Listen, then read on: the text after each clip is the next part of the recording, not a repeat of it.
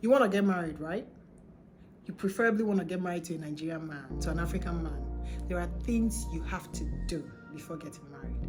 Today, I have a guest in my YouTube channel, and together we'll be talking about these things we're supposed to do before getting married. If you want to hear more, stick around. We'll be right back.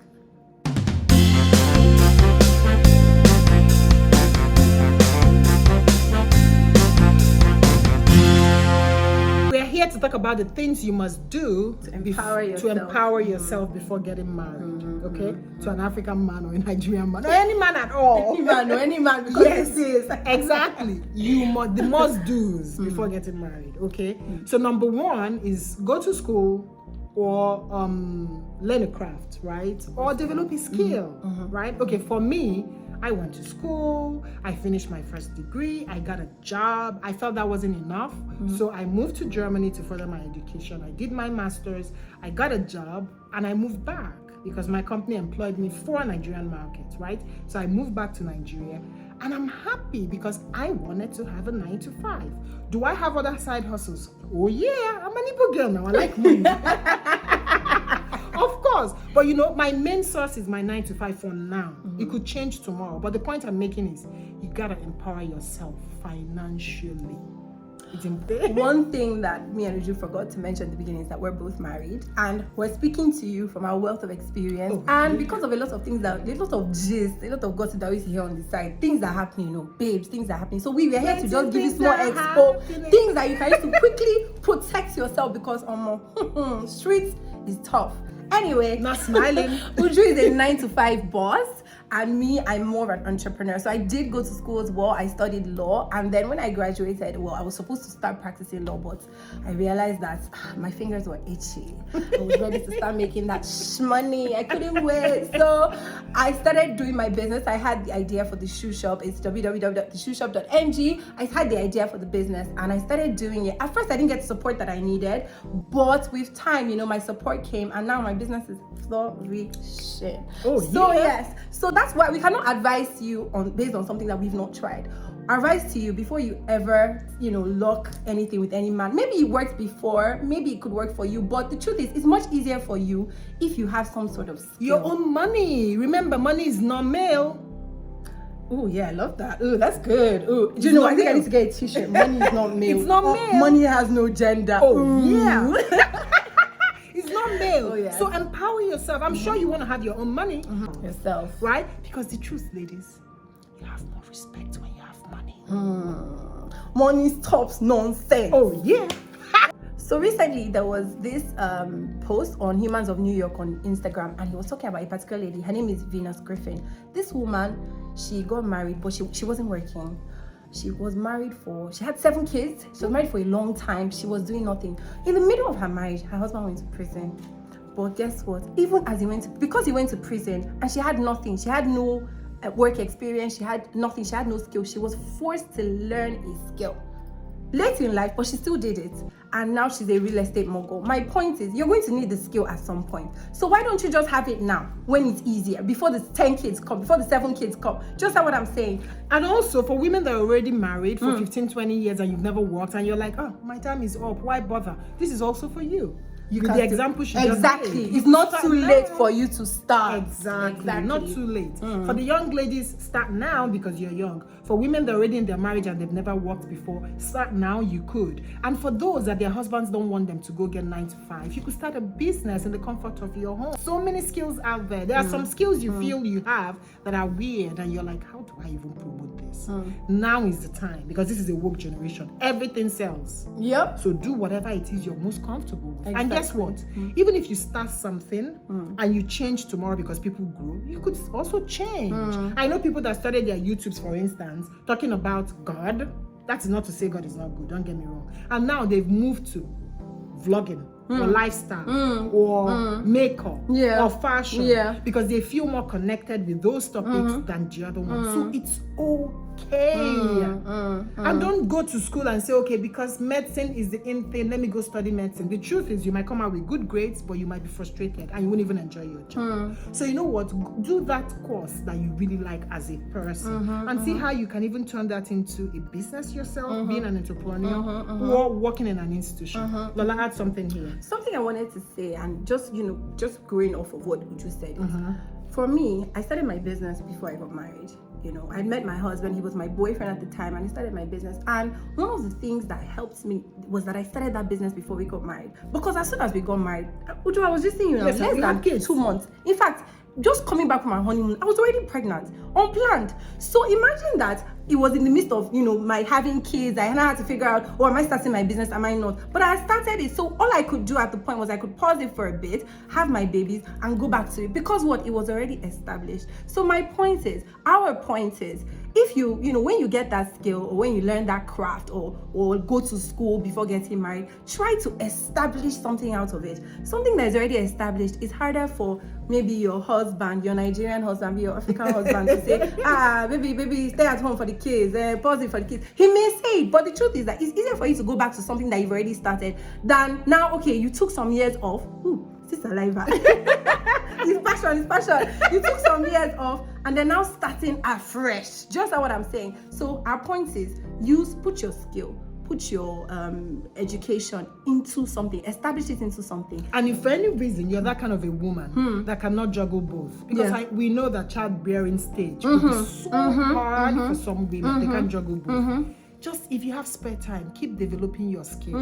Learn things online. Just, do certificates, bank them. Yeah. They're going to be useful when you're ready. Because there's some women that will say, you know what, I'll give myself 10 years before I go back to labor market or start a business. Yeah. That's okay. But within that 10 years, if you're not trying to learn more, you're not going to be in touch with be redundant. Exactly. Exactly. And I'm going to say 2 things just to buttress what Uju has said. So some of you are on ASU strike right now. Some of you students, please don't waste your time doing nothing. Please, if it's social media skills, if it's Google courses, if it's Udemy, if it's Coursera, learn something. Either you're learning something or starting a business, doing something. Don't allow this ASU strike to determine the trajectory of your future. If it's going to determine the trajectory of your future, let it do it in a good way. Let it be that when ASU was on strike, Uju or Lola learned so much to empower herself so that she can work as soon as she's out of school. Okay, guys, and point number 3, know thyself. Let me do like my mother. What did I say? Know thyself. Guys, I want you to listen because Uju is the expert in this area. I need so I'm listening. Guys, I'm learning. You're moving to I'm taking notes, girl. Guys, this is so important. Like, I cannot overemphasize it, right? I even did a video about self-love, so maybe I'm going to link it here so that you could understand really what it means. You see, when I say know thyself or self-awareness or self-love, what it means is, 1, know your weaknesses and your strengths. You must know. You're not supposed to assume or think or go with, okay, people say that. What do you like? Because I had that issue myself when I was growing up. I was always trying to tell people or be who I think people wanted me to be. So if people said, okay, what a good girl is somebody that dresses this way, that's how I'm going to dress. Because I wanted people to feel that, I'm in the pool of the good girls. Where did he get me? People didn't even accept me as one, depending on the people that I was mingling with at that time. Okay, Uju, women don't talk this way. You're not supposed to be very assertive, because if you've noticed, I'm very assertive. When I'm talking, I'm looking into your eyes and telling you got me. So I'm really Uju, don't talk like that. Your speech, the way you execute your words, the way you come off, your tone of voice, as if I'm the one that created myself. I should now go to a hospital and so I should be sounding. God did not create me like that. And there's nothing wrong with people that sound like that, but that is how they were created. You know what I mean? So people will say, you're very assertive, you're very passionate. You talk with your hands and everything. You express yourself a lot. That is scary for men. You're not supposed to be talking all the time. Even some people said to me, when you meet a guy for the first time, don't act intelligent. Jesus. Because it's gonna scare him. Jesus. And really, I was actually going in between being like that so that men, the so-called men, will accept me, or society, or being me. Because I couldn't be like that. And because I'm a very strong person naturally, I was always arguing and having these discussions with myself. And people will meet me and think I'm difficult because in every situation, I'm always battling with what should I do or what shouldn't I do? Because I didn't know myself and because I didn't accept myself, which is number 2. When you've known yourself, you must love and accept yourself. It's like you must. Okay, you have these weaknesses. That is who I am. You have this strength.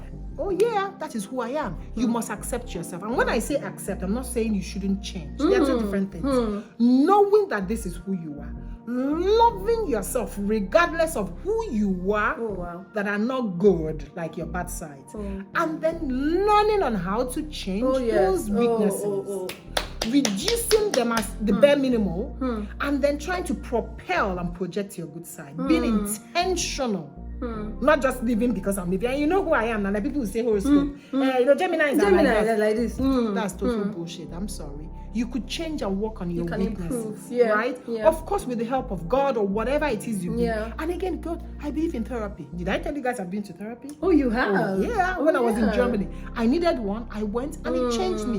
It opened my eyes to the real meaning of what self-love really means. Exactly. So you were open to change. Oh, yeah, I wanted because I knew I wasn't happy.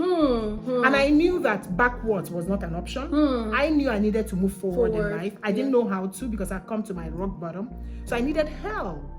Maybe we'll do a video about therapy and the mindset about it. Because it seems like that's another deep angle. And you know, something that you were saying that really spoke to me. I discovered at some point in my life that I was quick to lie. Something would just come up. I just want to quickly protect myself. I'll just quickly lie, quickly discard of it. And I when I discovered it, I realized that, it's a Gemini thing, 2-sided. They say, well, like snakes, blah, blah, blah, blah, blah.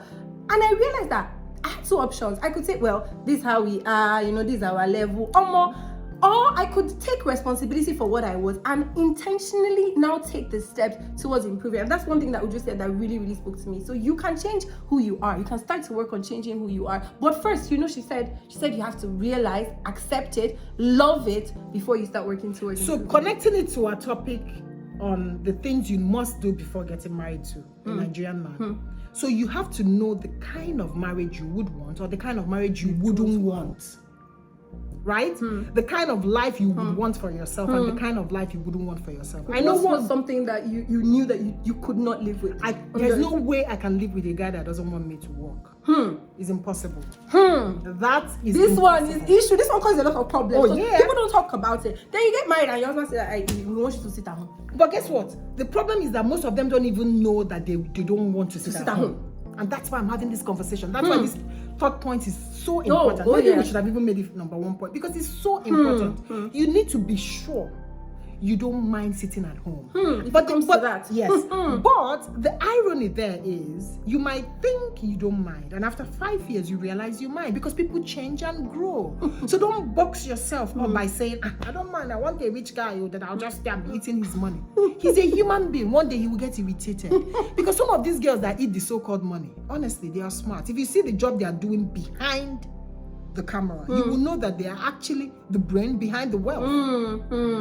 So some of these girls don't know. Yes, they might not have 9 to 5, but they are the one bringing structure to the man's business. They are super intelligent. They are the ones in charge of employing. I'm saying this with my chest. Yes, they do a lot of professional courses. They know how to. They are the HR of their husband's company. Exactly. So yes, they don't have 9 to 5. They can work from the comfort of their home. But you don't know what they are doing. Exactly. You don't know how they are contributing. Absolutely. And you're where you are saying, I don't want. You think it's all about looking pretty and wearing skimpy night dresses. No, you don't drag them now. You are dragging them. Uju is dragging you by the t-shirt. It's not about that, my dear. It's more than that. So, in essence, what I'm trying to say is, evaluate yourself. Find out what you like and what you don't like. Point number 4: you need to actually date and get to know this guy.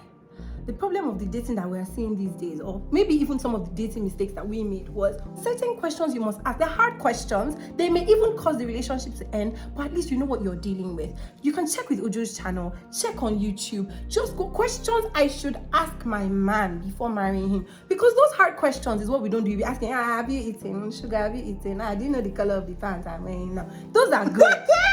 Those are good. but they are not the things that will form the foundation of the marriage that you're starting. Don't come and let anything surprise you. A lot of things surprise me. I mean, I love Aya. Aya is fantastic. I know he did a lot, the best for me. But the truth is, there are some things that shocked me. Even after dating him for 3 years, I dated this guy for 3 years. We lived in the same city, but something still shocked me after we got married. I'm like, wait, so you're like that? Wait, you would do that? You know? So imagine if I now didn't. And again, sorry to balance it out. Yeah. There are things also that may have shocked him too. Yes. So No, definitely. No, definitely. Yes. No, it's not may have. Definitely did shock him too.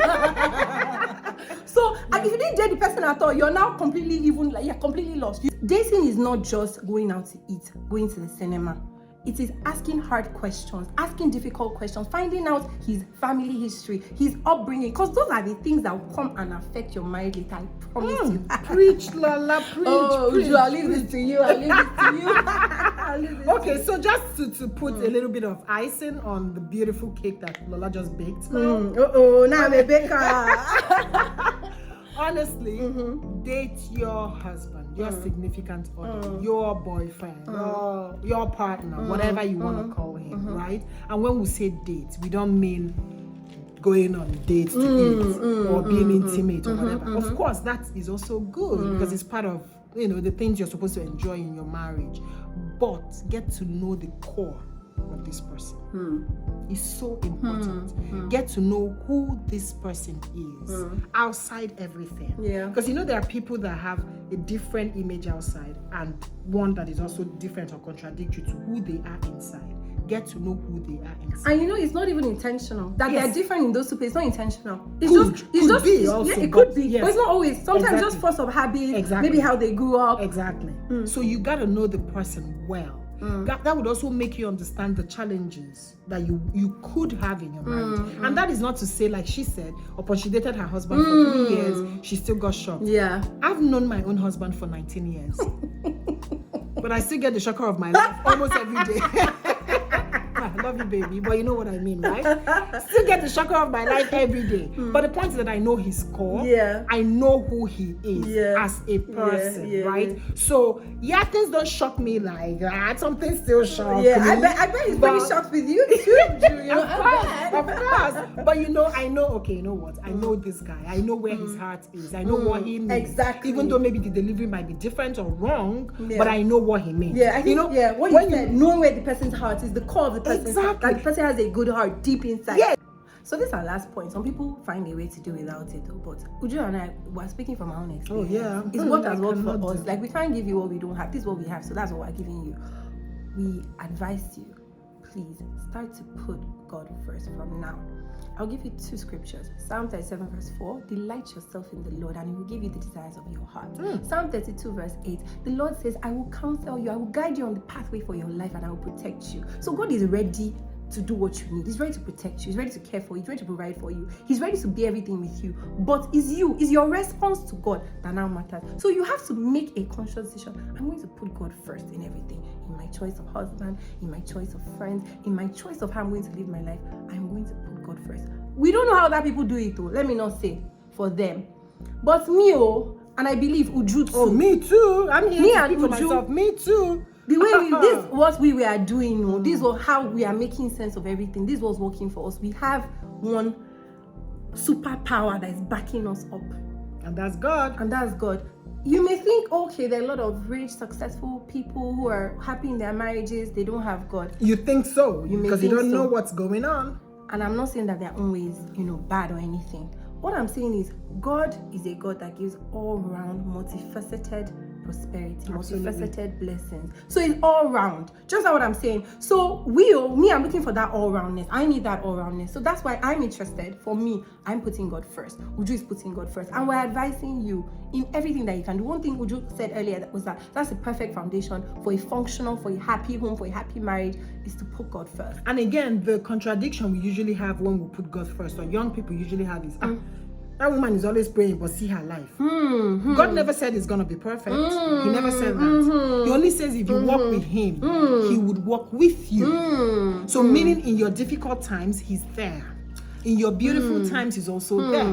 There would be times you would have issues with your husband, even though you prayed and you believe God gave him to Even you. if you did all these things. Oh all these yeah. points that we gave you. Oh it definitely yeah. happens. So those moments that your faith is challenged is when you build more faith and have more faith and hope in Him. Okay, guys, thank you so much for watching. I hope you've learned one or two things from this. Please follow Lola.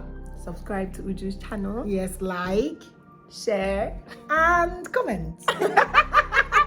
Till next time, guys. Hang in there, for the very best is next. Bye.